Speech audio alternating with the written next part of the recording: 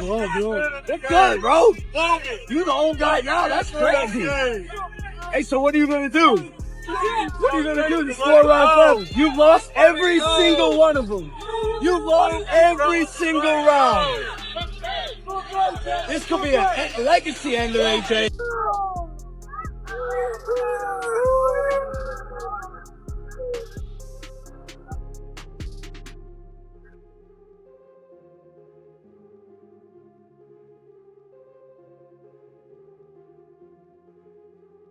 Boxing world has exploded with reactions to the high-stakes showdown between Jake Paul and Anthony Joshua.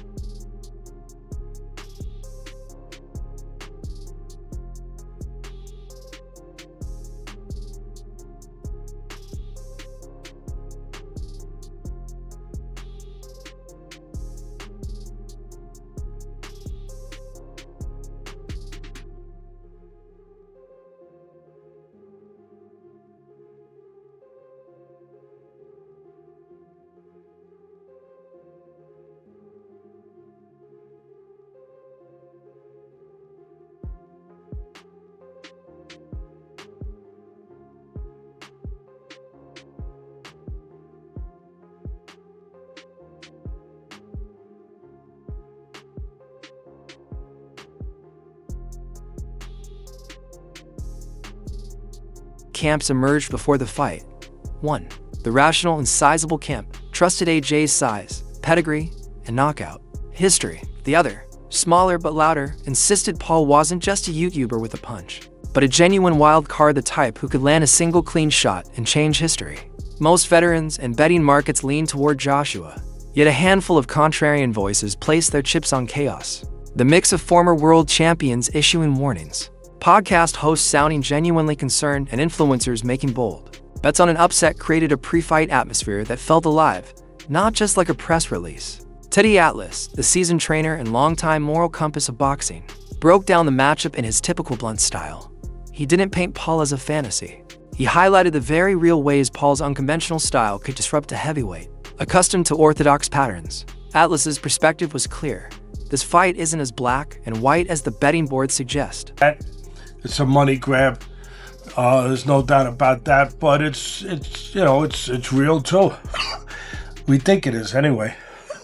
And I have no reason to think it isn't, although I wouldn't be responsible if I didn't throw that out. Joe Rogan, whose podcast is one of the largest platforms for combat sport analysis, spoke almost fatherly. When weighing in, he called the matchup one of the craziest he'd ever seen and repeatedly warned that Joshua possesses one-punch knockout power capable of ending a man's night or career in an instant. Rogan's commentary balanced admiration for Paul's hustle with genuine concern over the unforgiving nature of the heavyweight division.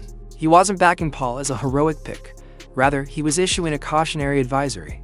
His takeaway was simple: while the numbers favor Joshua, all it takes is one punch to rewrite that math entirely. For one punch. Interview Tyson Fury, known for his blend of theatrics and provocation, aligned oddly with the contrarians. Fury publicly suggested he'd bet on Paul landing the decisive punch, the kind that could turn everything upside down. That's noteworthy because Fury rarely endorses outsiders without reason. By championing Paul's chances, he didn't rewrite metrics but lent credibility to the idea that the underdog should not be underestimated. Meanwhile, Alexander Usyk offered measured commentary, enough to remind fans that elite-level experience and skill are paramount. His tone wasn't contrarian, but reinforced why Joshua was favored.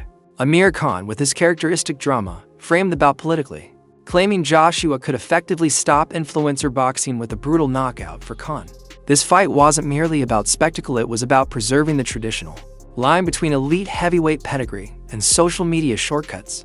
Dana White, ever blunt, called the matchup a bad idea. His comments carried the weight of someone who's witnessed fighters step into mismatches and sometimes pay the price. White's take was pragmatic, almost cynical, highlighting the narrative and safety risks of a crossover stepping into genuine heavyweight danger.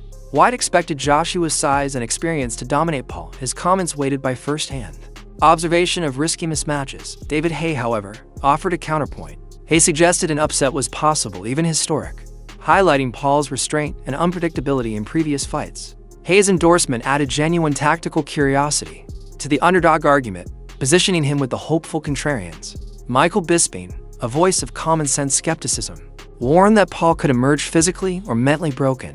His perspective wasn't about who would win, but emphasized the stakes, framing the fight as more than spectacle. Careers could hang in the balance. Bisping's concern highlighted the real-world consequences and human cost, a reminder that nights like this are about more than hyped up. So high because Anthony Joshua is out there saying that he's going to kill Jake Paul. And a lot of people have come out of the woodworks. They're talking a lot of crap. Tyson Fury, number one. You big bum, useless tosser. Get up, and I can't wait if Jake Paul knocks your spark out, you big bum. But yeah, Anthony Joshua said that he will kill Jake Paul. He will kill someone in the ring if he can kill them. He's a respectful guy. He was raised by a good family. But if he can kill Malignaggi, never one to sugarcoat, delivered a classic boxing man's verdict. He acknowledged Paul's craft improvements, but warned bluntly that facing a seasoned, hungry heavyweight is a different challenge entirely. Malignaggi's mix of respect and stern warning about AJ's pressure and power carried weight. Grounded in his ring experience and hard losses, Eddie Hearn, who straddles both camps as the promoter behind many crossover spectacles, set the commercial tone. He mapped out a scenario in interviews that assumed an aggressive Joshua opening and a quick finish, not boastfully, but as a logical expectation for how the crowd would experience the night. With massive money at stake, narratives get tidy. Hearn's commentary was as much marketing as prediction. That's it for today's video. Stay tuned. Until next. You at? That's good, bro. You the old guy now. That's crazy. Hey, so what are you gonna do? What are you gonna do? This 4-round fight. You lost every single one of them.